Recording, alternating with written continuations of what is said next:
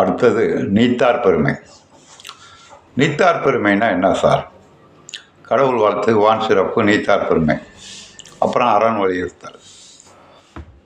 அதாவது வள்ளுவர் எந்த ஒரு காரியத்தை செய்வதனாலும் கடவுளை வழிபட்டு தான் தொடங்க வேண்டும். அதனால் கடவுள் வாழ்த்து பாடினார். இந்த உலகத்திலே ஜீவராசிகள் அனைத்தும் வாழ வேண்டுமானால் மழை தண்ணீர் வேண்டும், எனவே வான் சிறப்பு பாடினார். அடுத்தது நீத்தார் பெருமைன்னு வச்சார். யார் இந்த நீத்தார்? புரியுதுங்களா? ஒரு 10வது படித்து பாஸ் பண்ணவன் தான் 9வது வரைக்கும் பாடம் நடத்த முடியும். நான் சொல்கிறது புரியுங்களா? அல்லது +2 வரைக்கும் படித்தவன் தான் 10வது வரைக்கும் பாடம் நடத்த முடியும். ஒரு டிகிரி முடித்தவன் தான் +2 வரைக்கும் பாடம் நடத்த முடியும். நான் சொல்கிறது புரியுங்களா? இப்பொழுது நீத்தார் அறம்பொருள் இன்பம், கடவுள், கல்வி, உலகம், தர்மம், தத்துவம் இத்தனையும் பற்றி ஒருத்தர் சொல்லணும்னா அவன் யாராக இருக்க வேண்டும்? நீத்தவனாக இருக்க வேண்டும். எண்ணத்தை நீத்தவன். ஒழுக்கத்தின் நீத்தார் பெருமை. நீத்தார் பெருமையில் ஒரு குறள் வரும்.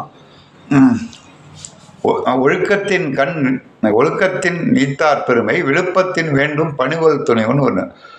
அதாவது ஒழுக்கத்தை நீத்தார் பெருமைன்னா, இப்போ கொள்ளை அடிக்கிறவன் ஒழுக்கத்தை நீத்தவன், புரியுங்களா? அவன் சொல்கிறதா? அப்படி இல்லை. ஒழுக்கத்தின் கண் நின்று நீத்தவன். அதாவது ஒருத்தன் தர்ம வழியோடு வாழ்ந்து, புரியுங்களா, அவன்தான் தர்மத்தை பற்றி சொல்ல முடியும். தர்ம வழியோடு ஒருவன் வாழ்ந்து அற ரகசியங்களை தெரிந்து கொண்டு யான் எனது என்ற பற்றை விட்டவன் தான் நீத்தார். நான் சொல்கிறது புரியுங்களா? நீத்தார்னா தமக்குன்னு ஒன்று சேர்த்து வைக்கவே கூடாது, புரியுங்களா?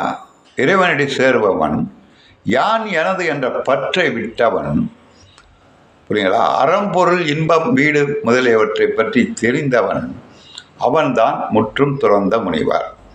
அவன் கூறலாம், அவன்தான் தர்மத்தை பற்றி எடுத்து கூற முடியும். நான் சொல்ல புரியுங்களா?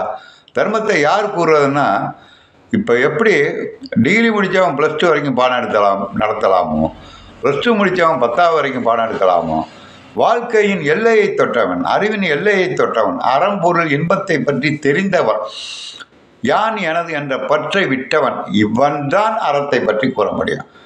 அவனைத்தான் நீத்தார் பெருமை அப்படின்னு சொல்கிறார். முற்றும் துறந்தவனது பெருமை. அதாவது 2 வகை உண்டு. துறவரத்தில் துறவு நோக்கி முயற்சி செய்பவன், துறவரவை அல்ல. ஆனால் இது முதல்ல சொல்கிறது, அந்த துறவரத்தை முயற்சி செய்து முடித்தவன், முற்றும் துறந்தவன், யான் எனது என்ற பற்றை விட்டவன், அந்த ஞானி தான் கூற முடியும். அறம்பொருள் இன்பத்தை பற்றி வள்ளுவர் சொல்ல போகிறாரு. இதை யாரா சொல்லணும் அப்படின்னா, அவனுடைய பெருமைகளை சொல்லணும். நானாக எடுத்துக்க மனோகரன் திருக்குறள் தெரியும்னு நான் சொன்னால் உலக மக்கள் ஏற்றுவாங்களா? இந்த மாதிரி பற்றை விட்டவன் தான் முற்றும் துறந்த முனிவர். அவர் தான் நீத்தார், எல்லாவற்றையும் நீத்தவன். அவன் கூற வேண்டும் அறம்பொருள் இன்பத்தை பற்றி. எனவே அவனுடைய பெருமைகளை சொல்ல நீத்தார் பெருமை 10 குறள். அதுதான் ஒழுக்கத்தில் நீத்தார் பெருமை, விழுப்பத்தும் வேண்டும் பணிவல் துணிவு.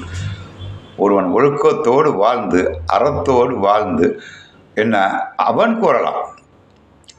என்ன புரியுங்களா? ஒழுக்கத்தை பற்றி மற்றவனால் கூற முடியாது. இதுக்கு தான் நீத்தார் பெருமையை 3வது அதிகாரமாக அவர் படைத்தார். இப்போ எப்படி 10வது படித்தவன் ஒரு 5வது வரைக்கும் பாடம் எடுக்கலாமோ, வாழ்க்கை முழுவதையும் உணர்ந்தவன் தான் முற்றும் திறந்த மனிதர். அவன் தான் அறம்பொருள் இன்பத்தை பற்றி கூற முடியும். சொல்ல போறீங்களா? நன்றி மாணவர்களே. மீண்டும் அடுத்த வீடியோவில் சந்திக்கலாம். நன்றி, வணக்கம்.